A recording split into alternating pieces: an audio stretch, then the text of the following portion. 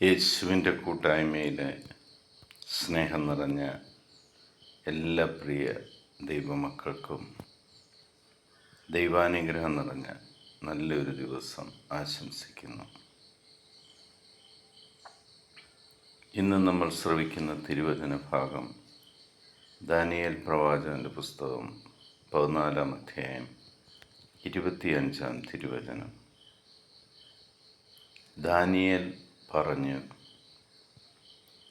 ഞാൻ എൻ്റെ ദൈവമായ കർത്താവിനെ ആരാധിക്കും, കാരണം അവിടുന്നാണ് ജീവിക്കുന്ന ദൈവം.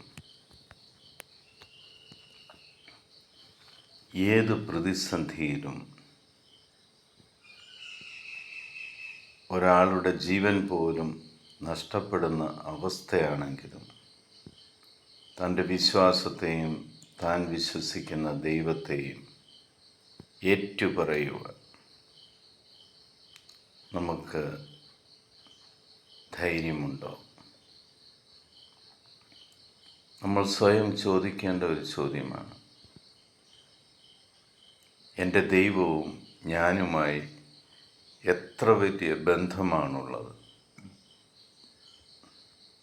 ആ ദൈവത്തിനു വേണ്ടി ഞാൻ മരിക്കുവാൻ തയ്യാറാണോ? ദാനിയേലിൻ്റെ വിശ്വാസ പ്രഖ്യാപനം ദൈവത്തെയും സ്വർഗത്തെയും പ്രീതിപ്പെടുത്തുന്നത്.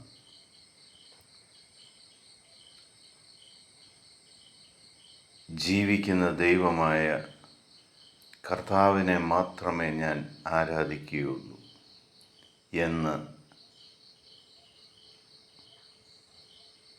തൻ്റെ രാജ്യത്തിൻ്റെ അധിപനായ രാജാവിൻ്റെ മുന്നിൽ പോലും പറയുവാൻ ധൈര്യം കാണിച്ച ദാനിയേൽ ആ ദൈവത്തിലുള്ള വിശ്വാസം ലോകത്തോട് മുഴുവൻ ഏറ്റുപറയുന്ന ദാനിയേൽ. നമ്മൾക്കത് സാധിക്കുമോ? ദൈവത്തെ കുറ്റപ്പെടുത്തുന്ന ബലഹീനനായ മനുഷ്യനാണെന്ന് പറയുന്ന നമ്മൾ ദൈവത്തിനു വേണ്ടി സാക്ഷ്യം പറയുവാൻ ഒരുക്കമാണ്. നമ്മുടെ വിശ്വാസം പുനർചിന്തനം ചെയ്യേണ്ട സമയമായി.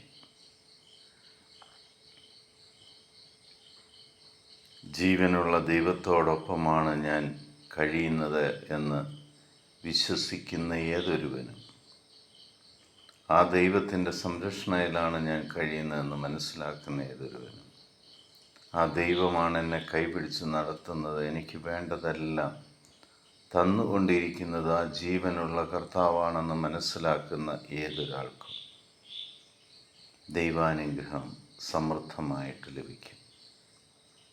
പിതാവായ ദൈവത്തിൻ്റെയും പുത്രനായ യേശു ക്രിസ്തുവിൻ്റെയും പരിശുദ്ധാത്മാവിൻ്റെയും കൃപയും അനുഗ്രഹവും സമാധാനവും എപ്പോഴും നിങ്ങളുടെ കൂടെ ഉണ്ടായിരിക്കട്ടെ.